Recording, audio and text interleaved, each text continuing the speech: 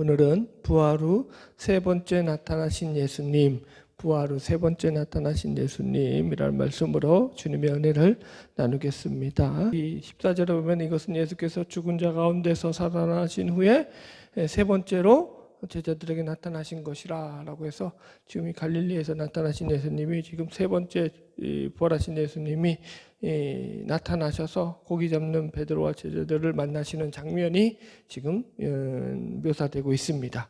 이제 주님께서 이 땅 가운데 오셔서 어떤 면에서는 예수님이 하실 일을 다 마치셨다고 볼 수 있습니다. 그러나 주님께서는 오늘 본문을 통해서 한 번 더 제자들과 만나시고 그들에게 하나님 나라의 증인된 사명을 맡기시는 일을 계속해서 행하고 계십니다. 그러니까 그들에게 다시 나타나셔서 그들에게 다시 사명을 맡기시고 그들을 다시 부르고 계시 그런 모습들이 오늘 본문의 내용입니다.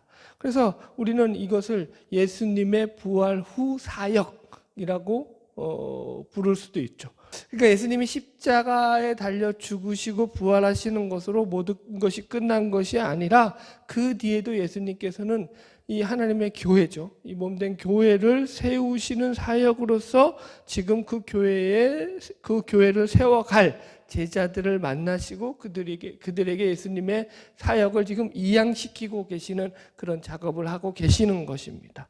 쉽게 말해서 그러니까 교회를 세워가는 사역을 계속하고 계신다라고 우리가 이 본문들을 통해서 우리가 이제 확인할 수 있습니다.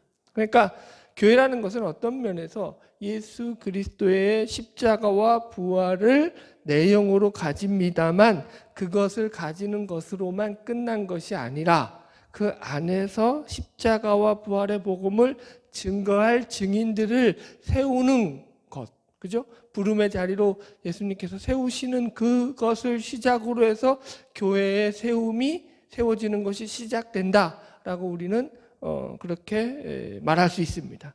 그래서 이 본문의 내용이 있음으로 해서 우리는 제자들이 과거에 자신들이 가졌던 어떤 부끄럽고 창피스러운 그런 어떤 모습이 있었음에도 불구하고 그들이 어떻게 자신들에게 맡겨진 이 사역을 당당하게 잘 감당하고 있게 되었는가를 오늘 우리는 이 요한복음 21장을 통해 가지고 배우면서 확인할 수가 있죠. 왜냐하면 이 요한복음 21장이 없으면 사실 사도행전으로 바로 넘어가잖아요. 그러면은 참 좀 애매한 부분이 생겨나요. 어떤 부분이냐면 생각해 보십시오. 예수님이 죽으시고 부활했다.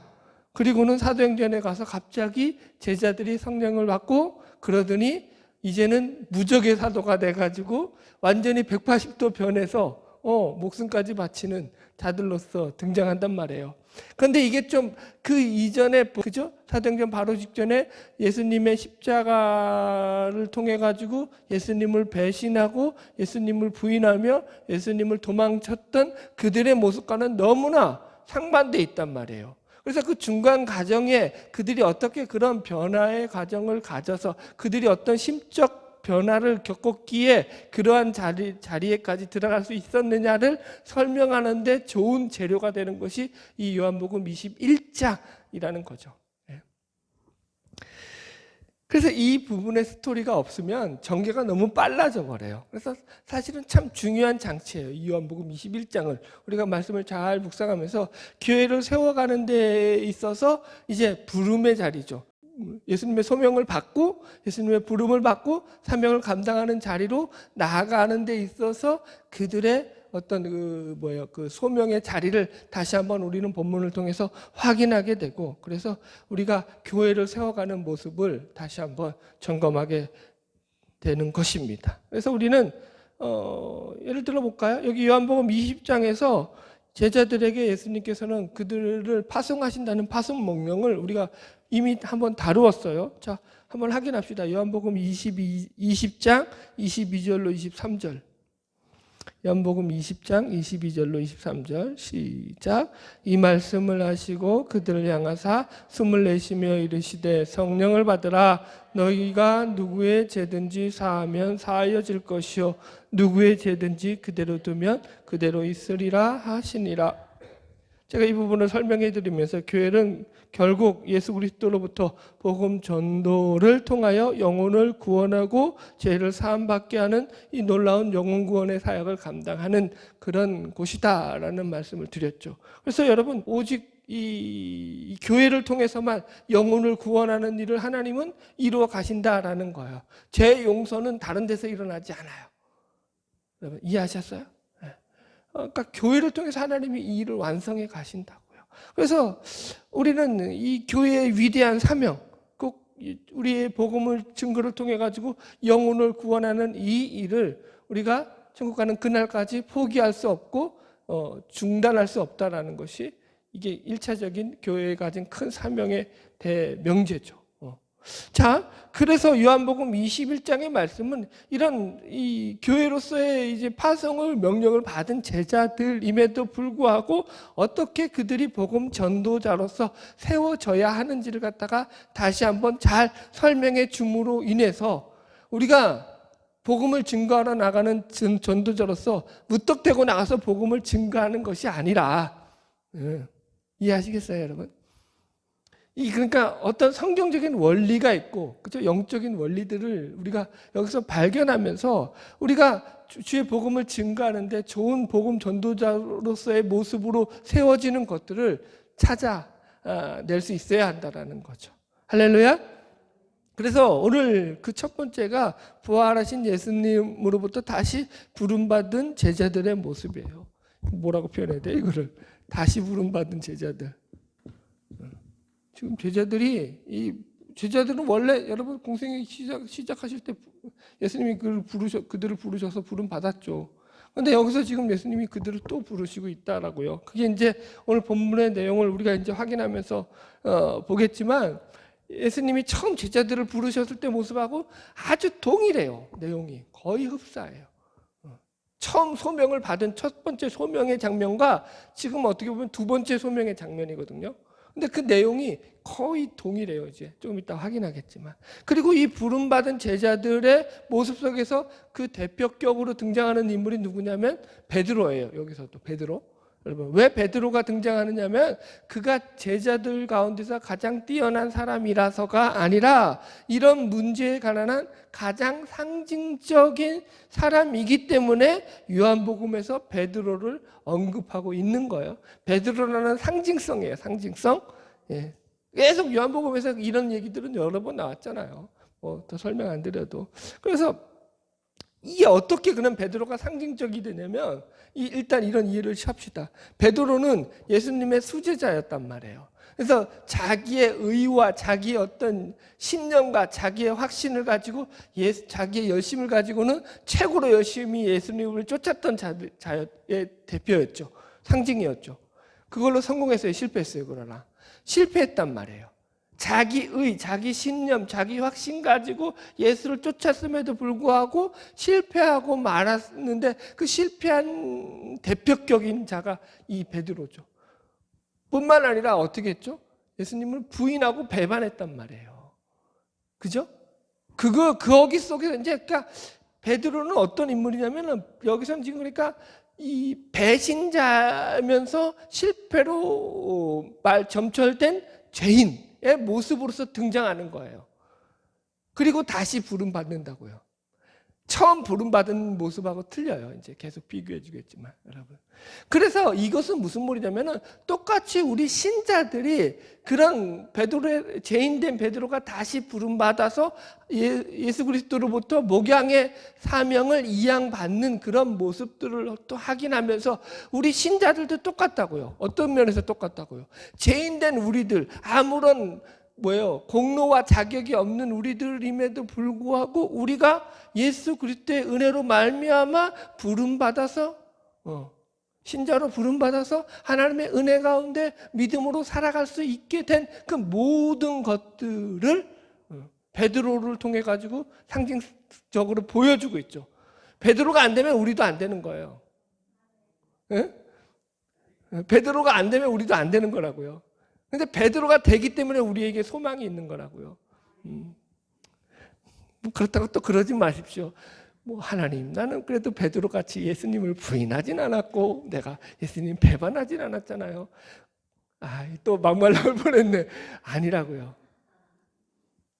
여러분, 우리는 이 베드로보다 낫지 않아요. 베드로는 그래도 신념과 의리는 지키려고 했었죠. 그 인간의 신념과 의리가 답이 아니라는 걸 몰랐을 때, 그죠?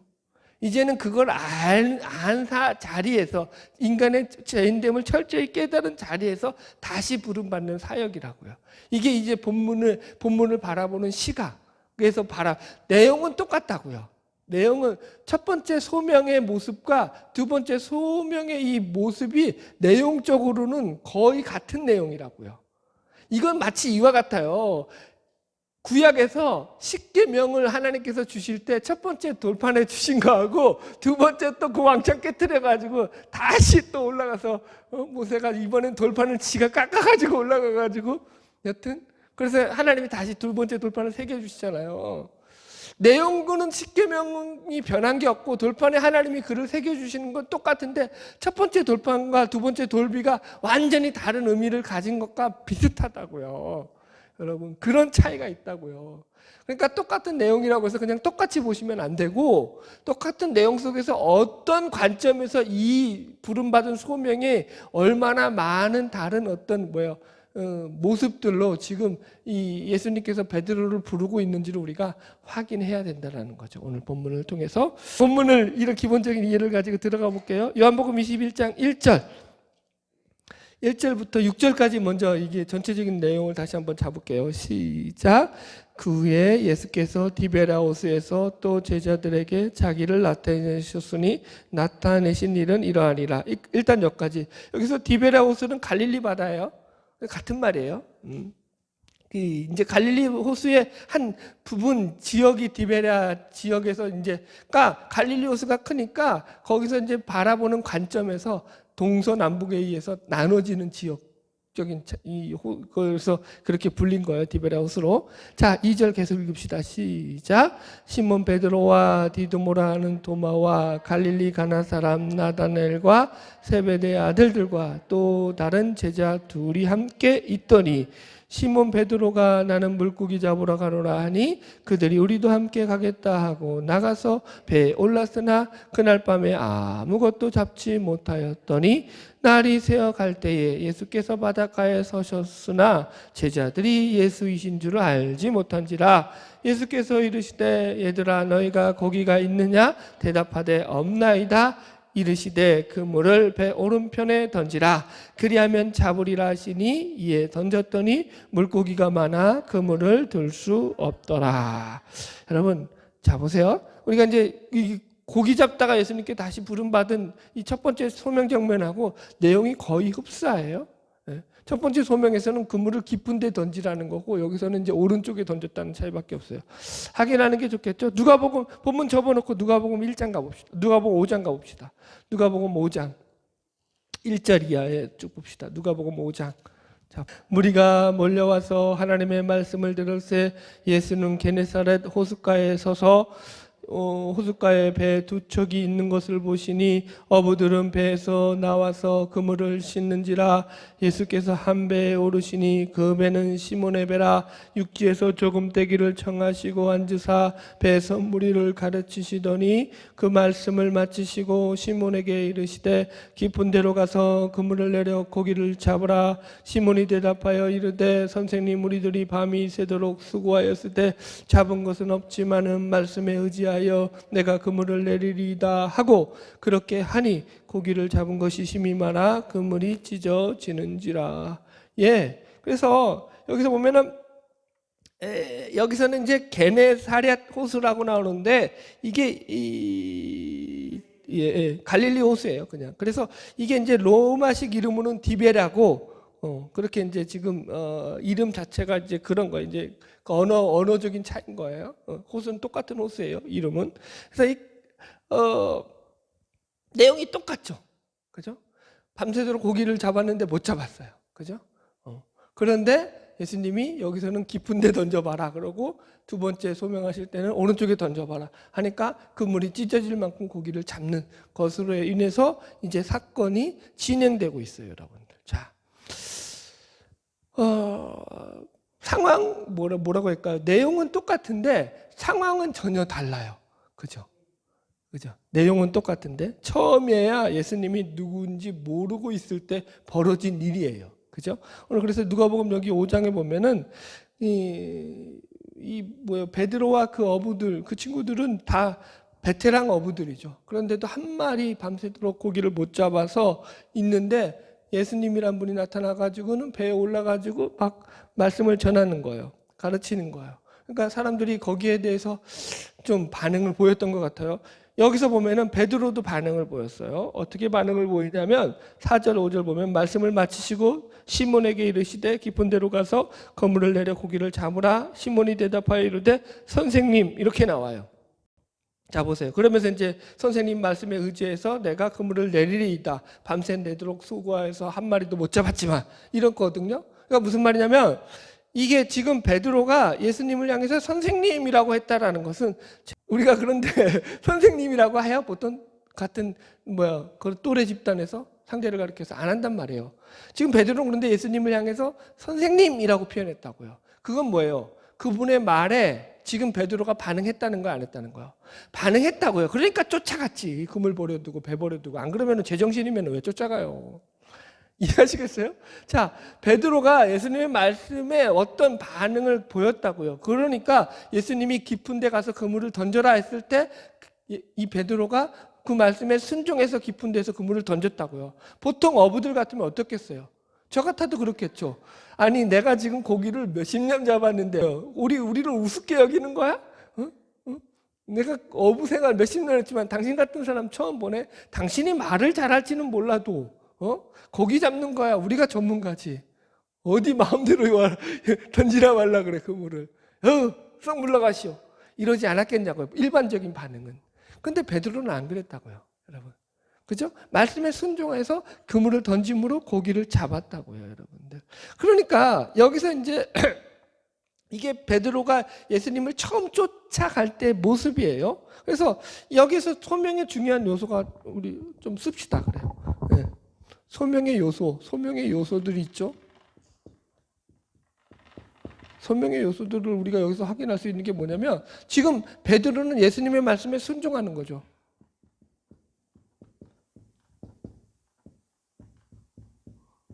그렇죠? 여러분 말씀에 순종하지 않는 자들을 예수님은 안 부르셔요. 일단 다 제자들은 일단 그 상황과 형편과 사정이 어쨌든 간에 예수님께서 부르셨을 때 그 말씀에 순종해서 그물을 따른 자들이에요. 그게 가장 큰 특징 중에 하나입니다. 여러분 우리도 마찬가지예요. 여러분들. 그래서 이게 있어야 돼요. 지금도 마찬가지예요.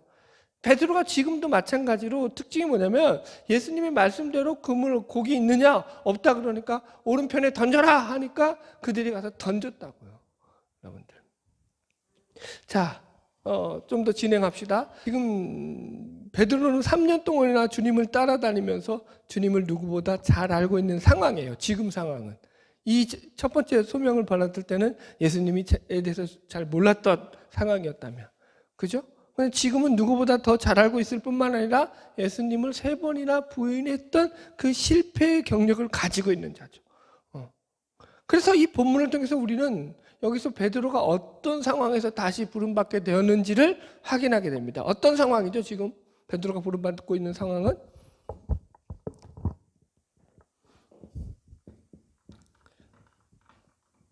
실패와 좌절을 맛본 상황에서, 그죠?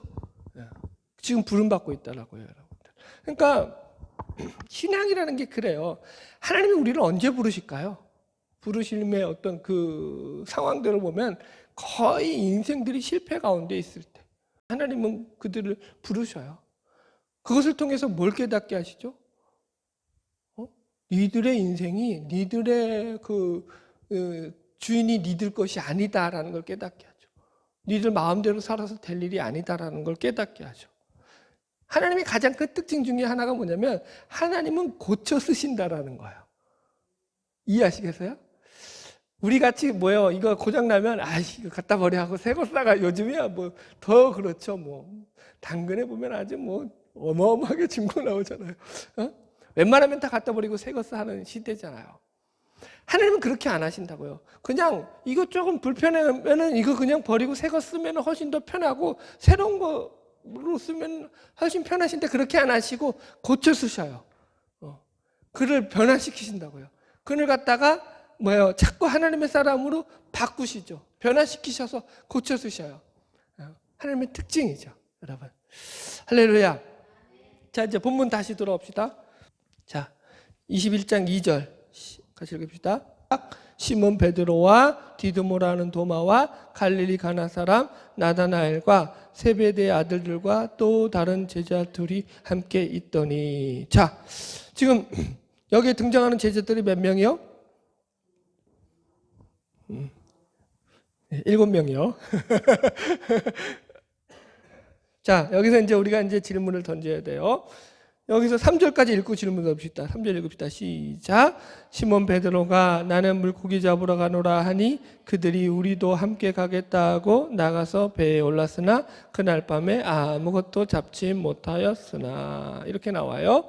여기까지 이제 궁금점을 우리가 물어봐야 되는데, 첫 번째 질문은 뭐냐면, 왜 베드로는 예수님의 부활을 자기 눈으로 목격하고도 다시 고향으로 내려가서 고기를 잡고 있었느냐라는 질문이 첫 번째 질문이에요.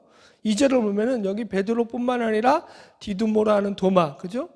쌍둥이 도마라는 얘기예요. 그러니까 도마도 있었고요. 갈릴리 가나 사람 나다나엘과 3명, 세베대의 아들들 야고보와 요한 5, 그 다음에 다른 제자 2 하니 합쳐서 7명이 함께 있었다고요. 그죠? 이들이 다 내려가서 베드로가 고기 잡으러 가노라 하니까 그들도 따라가서 고기를 잡는 일에 동참하고 있더라는 거예요. 정황이 지금 여러분들.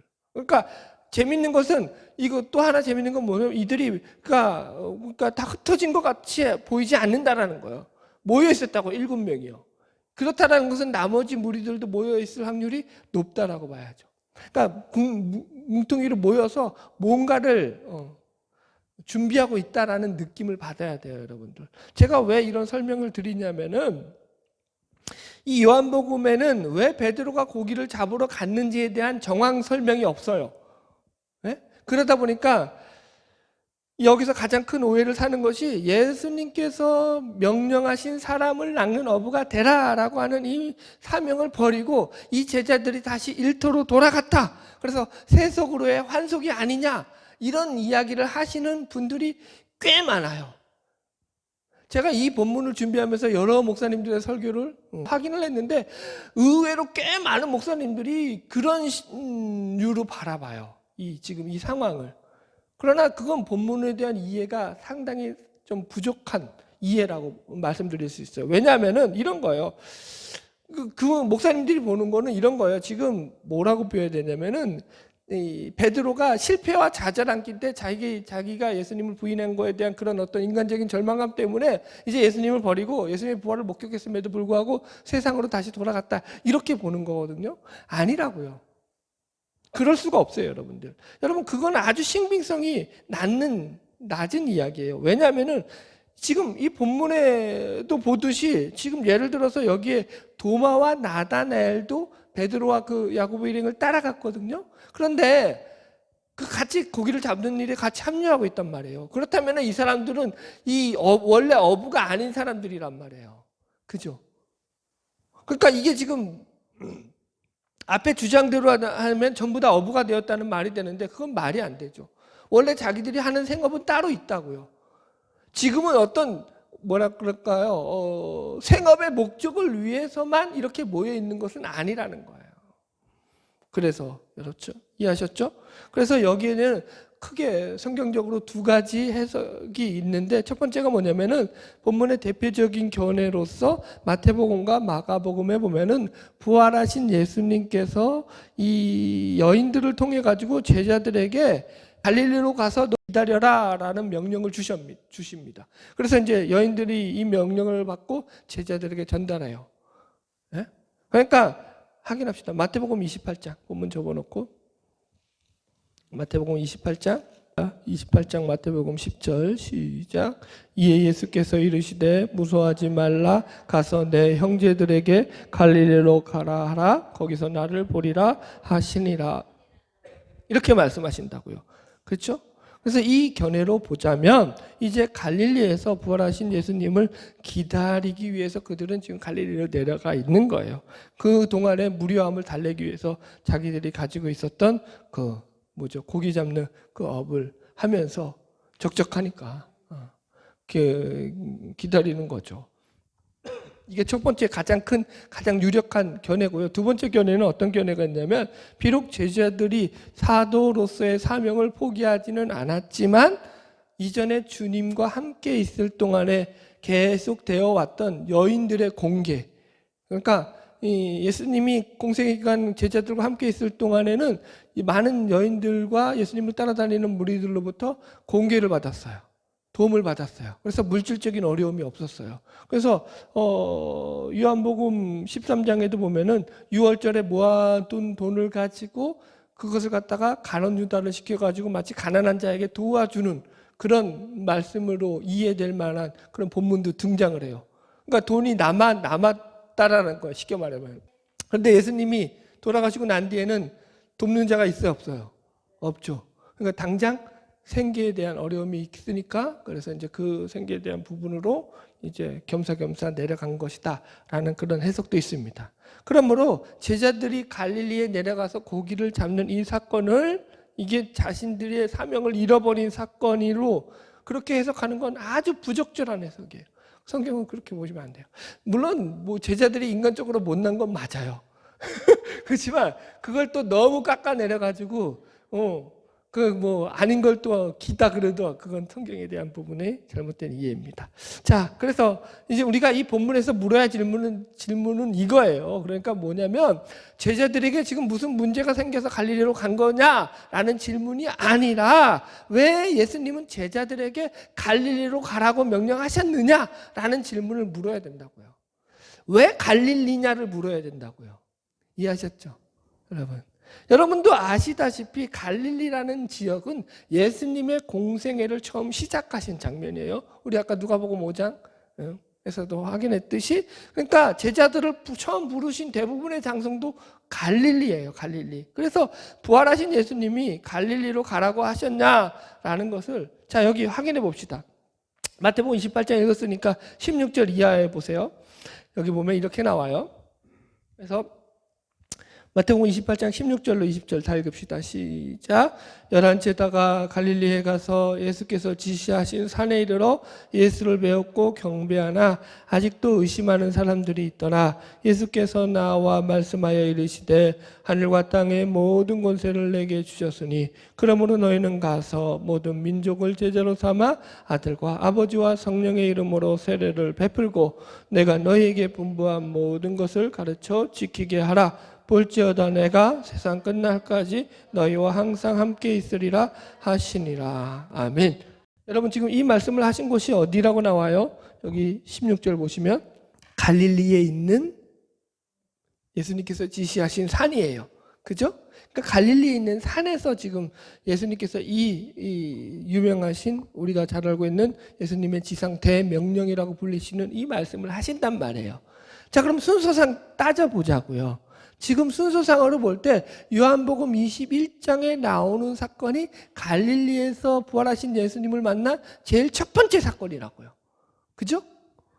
그러니까 갈릴리에 가셔서 예수님께서 제일 먼저 지금 제자들을 만나셨어요. 고기 잡는 일로 처음. 그래서 거기서 만나시고 그래서 그들에게 다시 부름의 소명을 주시고 그리고 나서 이제 그 뒤에 그죠? 그 무리들을 이끌고 조반 먹는 사건도 나오고 그리고 나서 지금 마태복음 28장에 등장하는 그 제자들의 무리를 이끄시고 갈릴리 산에 올라가셔서 이 예수님의 지상 대명령이라고 하는 이 말씀을 남기시는 거라고요. 순서상으로 부활하신 예수님의 모습 이해가셨죠, 여러분?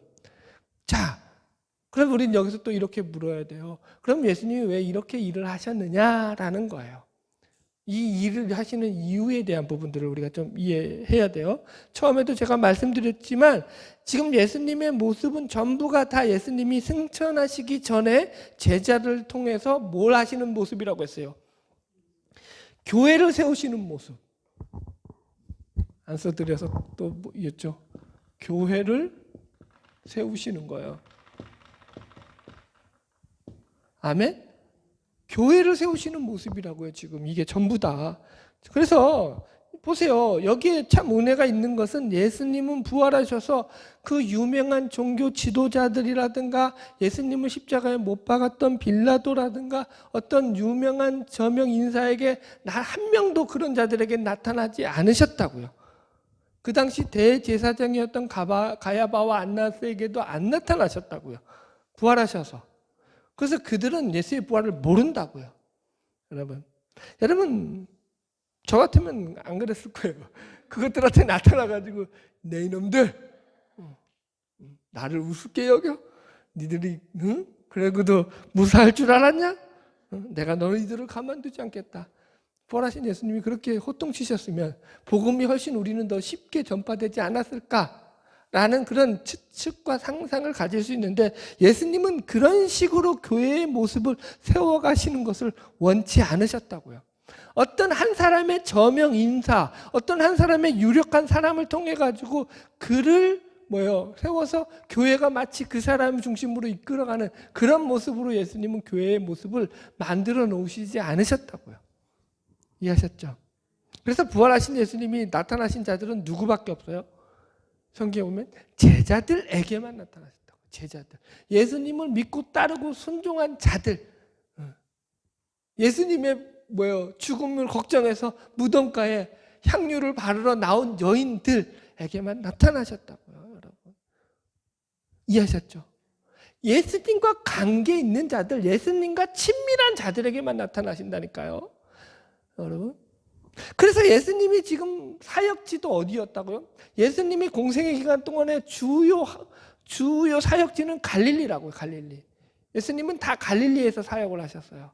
가끔씩 한 번씩 무슨 절기 때 유월절 절기라든가 유대교 절기 때 예루살렘에 올라가신 일 외에는 이해하셨죠? 평상시에는 늘 갈릴리 주변에서 말씀을 전하시고 사역을 다 하시고 그것을 끝내신 장소라고요. 그러니까 부활하신 예수님께서 왜 지금 갈릴리에 다시 만나기로 하시냐 하면은 그곳이 예수님과 제자들이 만난 가장 익숙하고 가장 친근한 장소이기 때문이라는 거예요. 여러분. 왜 이렇게 한다고요? 이게 교회를 세우는 모습이기 때문에. 네. 어디서 만나신다고요? 갈릴리. 여러분의 갈릴리가 있습니까? 그러니까 예수님이 나를 만나시는 자리가 있다니까요. 할렐루야. 예. 여러분, 그래서 우리가 간혹 오해하는 것 중에 하나가 뭐냐면은 땅끝까지 복음을 전파해야 한다고 하니까 교회가 마치 무슨 선교의 목적, 전도의 목적만 가지고 있는 것으로 오해를 합니다만 그렇지 않습니다. 교회는 먼저 하나님의 부름받은 백성들의 모임이어야 돼요. 이게 모이지 않고 흩어지는 건 불가능한 거예요. 먼저 모여야 되는 거예요. 그래서 가장 중요한 교회의 요소 중에 하나가 뭐냐면, 이게 소명의 요소 중에 뭐냐면 친밀성이에요. 친밀성. 그죠? 여러분, 무슨 소리예요? 제자 공동체는 먼저 친밀한 공동체라고요. 흩어지지 않아야 된다고요. 확인해 볼게요. 사도행전 1장 가보세요. 사도행전 1장. 이 말씀도 너무 중요한 말씀이죠. 보세요. 제자들이 지금 예수님의 승천을 목격하고 마가다락방에 모여서 함께 기도하다가 성령을 받게 되는데 이때 모인 무리의 수를 이렇게 나와요. 여기 1장 사도행전 1장 12절로 15절 읽읍시다. 시작. 제자들이 감난원이라 하는 산으로부터 예루살렘에 돌아오니 이 산은 예루살렘에서 가까워 안식일에 가기 알맞은 길이라 들어가 그들이 유하는 다락방으로 올라가니 베드로, 요한, 야고보, 안드레와 빌리, 도마와 바돌로메, 마테오와 및 알페오의 아들 야고보, 셀로신 시몬, 야고보의 아들 유다가 다 거기 있어 여자들과 예수의 어머니 마리아와 예수의 아우들과 더불어 마음을 같이하여 오로지 기도에 힘쓰더라. 모임 무리의 수가 약 120명이나 되더라. 이해하셨어요? 지금 이 120명은 다 누구예요? 예수님과 긴밀한 친밀한 관계에 있던 자들, 예수님의 부활을 목격한 자들이라고요. 그 숫자라고요. 여러분. 지금 그러니까 우리는 그걸 기억해야 된다고요. 그러니까 이 무리들로부터 초대교회가 태동하게 되는 거라고요. 여러분, 친밀해야 되는 거예요. 교회는 가장 중요한 게 친밀적인 거예요. 친밀함이에요. 서로가 서로를 사랑하며 서로를 이해하고 하나 되는 마음 가운데서 평안을 맺는 줄로 하나됨을 힘써 지켜나가는 공동체 가운데서 예수 그리스도의 부흥이 이루어지는 줄로 믿습니다. 할렐루야. 자, 계속 봅시다. 4절 5절 요한복음 다시 넘어가서 한 장 넘기셔서 4절 5절 3절까지 했었죠. 시작. 날이 새어갈 때 예수께서 바닷가에 서셨으나 제자들이 예수인 줄 알지 못하는지라 예수께서 이르시되 얘들아 너에게 고기가 있느냐 대답하되 없나이다. 자, 여기까지만 읽읍시다. 보세요. 지금 베드로가 예수님을 처음 만났을 때 상황과 똑같이 묘사되어 있다고 말씀드렸어요. 예수님께서 제자들에게 물으시죠. 뭐라고 물어요? 얘들아 너에게 고기가 있느냐 없느냐. 예수님이 알아요 몰라요? 고기 있는 거 없는 거 알죠? 그죠? 가장 지극히 상식적인 우리의 그죠? 추측이죠. 아신데도 물으시는 거예요. 제자들에게 아심에도 불구하고 물으시는 거예요. 이 물음은 그래서 예수님의 물음은 무슨 물음이죠? 너에게 고기가 있느냐라는 예수님의 물음. 무슨 물음이죠? 이 물음은? 어떻게 이해해야 되죠? 우리의 상황과 형편 가운데, 우리의 좌절과 우리의 낙심 가운데, 우리의 처지 가운데 다가오시는 예수님이죠. 그죠? 그냥 오시는 게 아니라 친밀하게 오신다고요. 너희들 고기 잡았어? 이렇게 묻는 거예요, 여러분들. 우리식으로 말하면 이렇게 물는 거예요. 너 행복하니? 아무개 너 지금 마음이 평안하니? 어떻게 추석 쇠면서 힘들진 않았니?